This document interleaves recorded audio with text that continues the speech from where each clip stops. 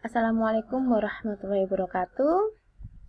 Halo, pada video kali ini atau pada materi kali ini kita mau membahas mengenai two-way ANOVA atau analisis varians dua jalur.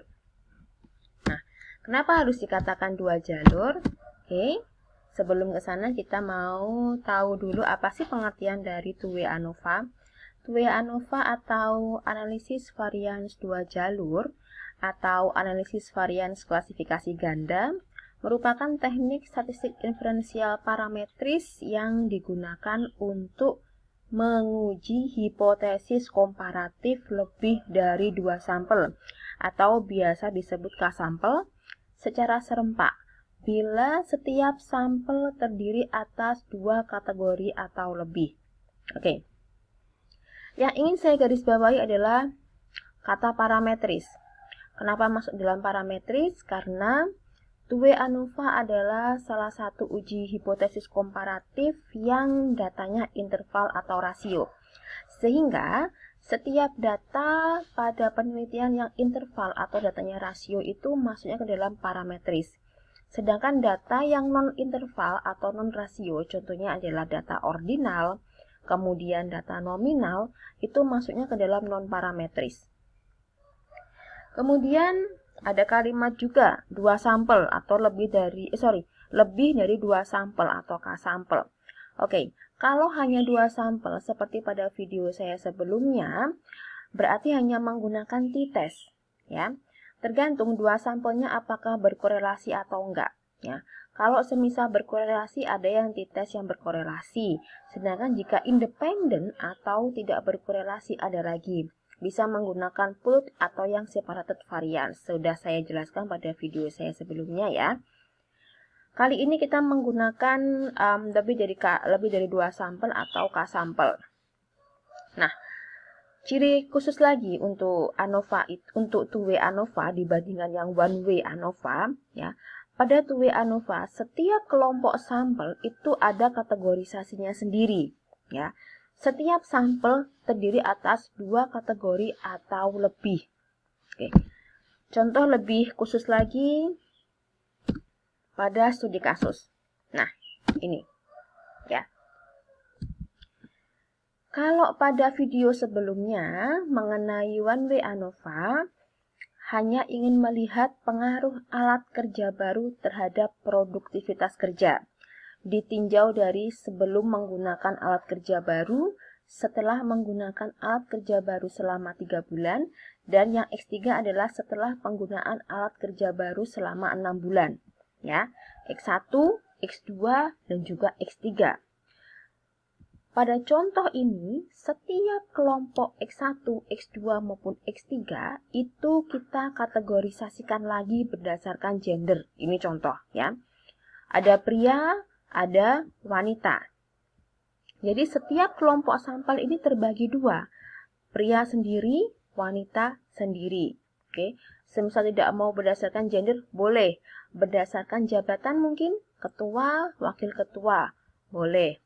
Berdasarkan golongan mungkin, boleh golongan 3, golongan 4, terserah pada peneliti ya.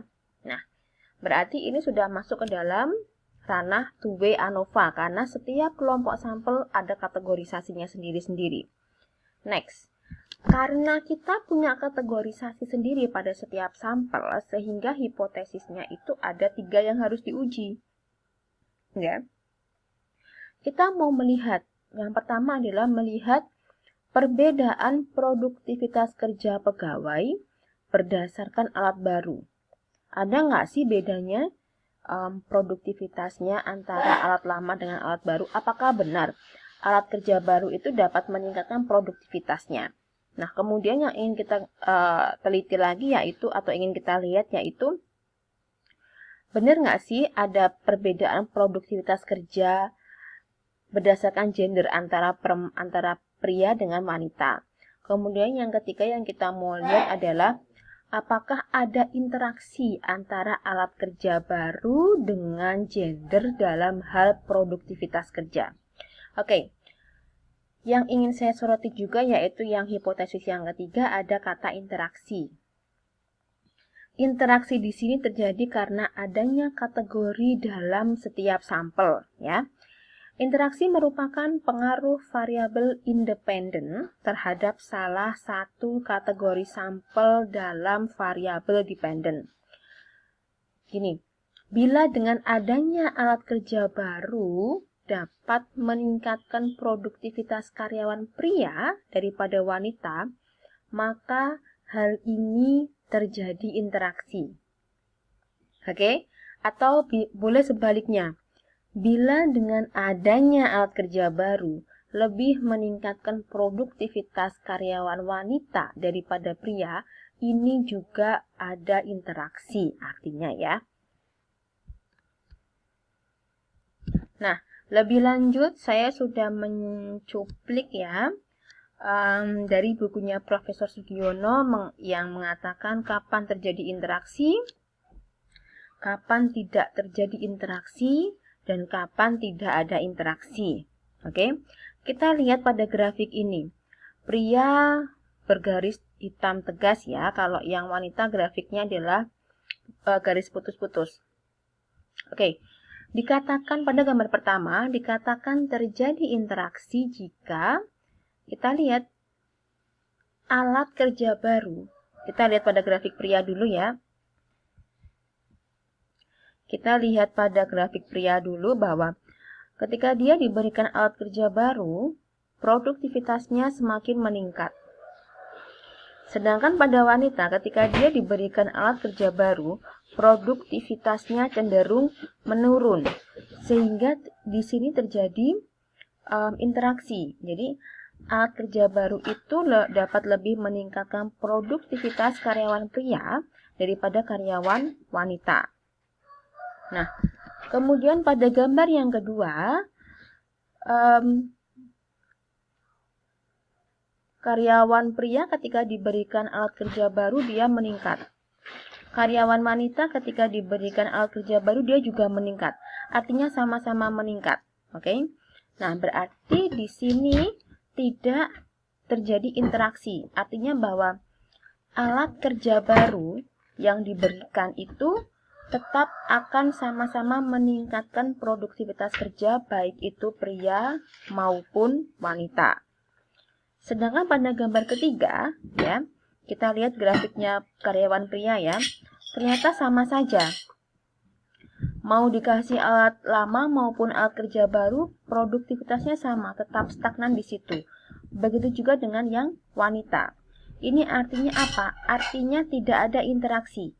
Ada alat baru ataupun tidak, pegawai pria selalu lebih tinggi produktivitasnya daripada pegawai wanita. Atau kalau misalkan mau sebaliknya boleh.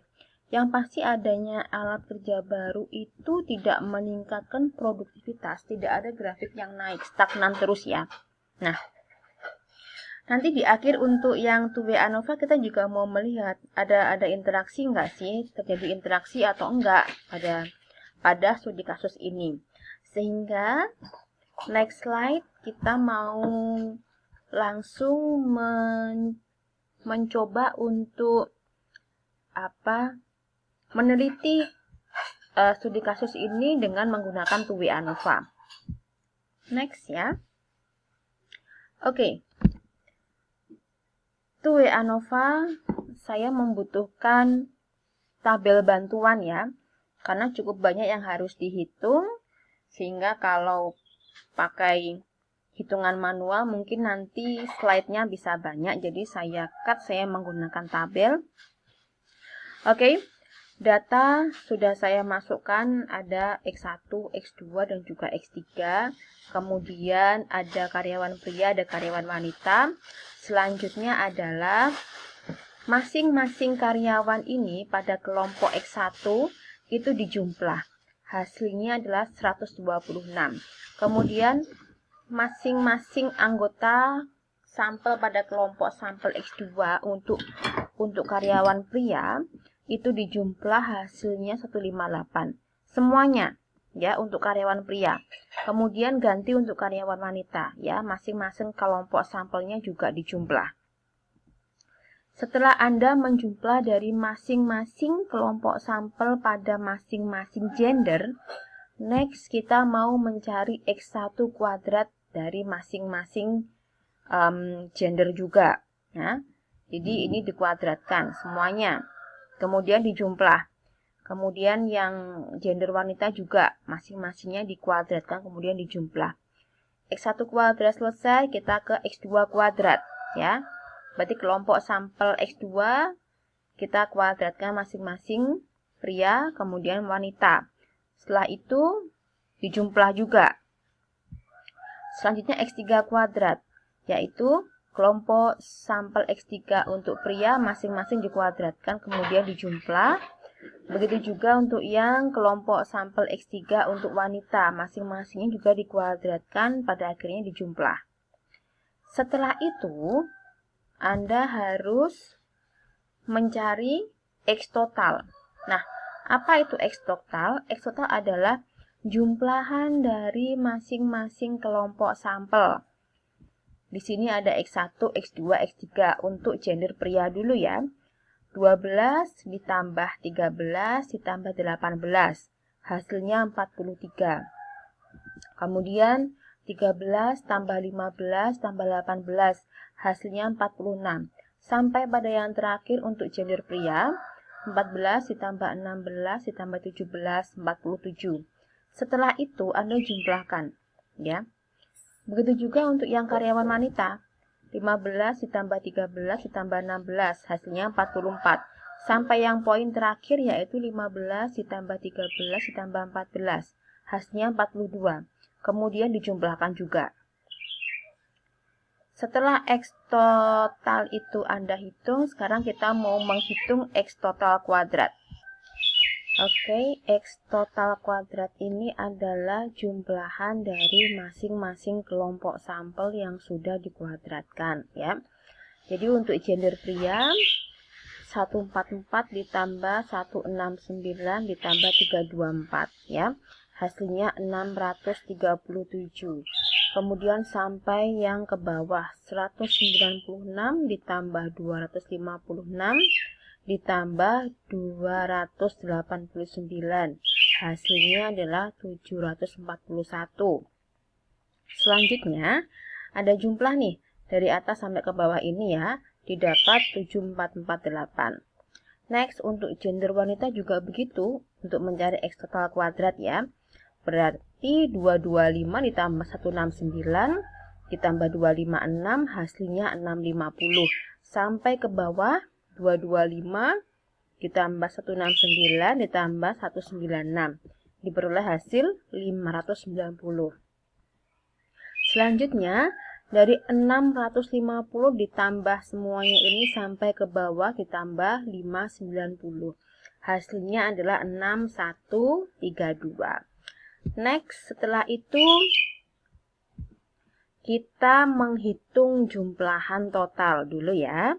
Jumlahan total ini 258 untuk kelompok X1 diperoleh dari 126 ditambah 132.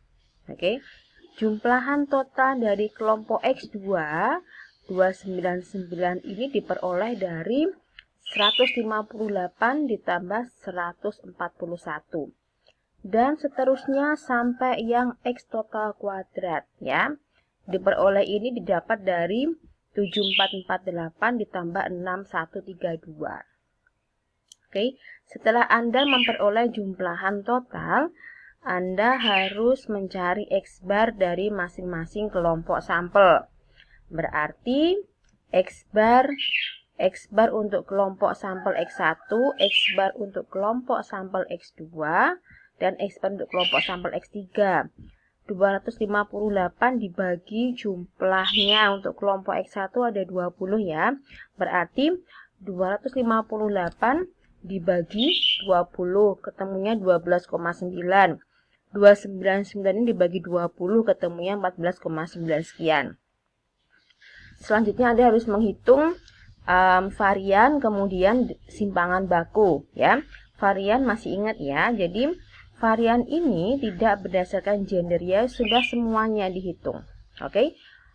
Untuk WA Nova part 1-nya sampai dulu. Setelah ini akan saya lanjutkan pada part kedua.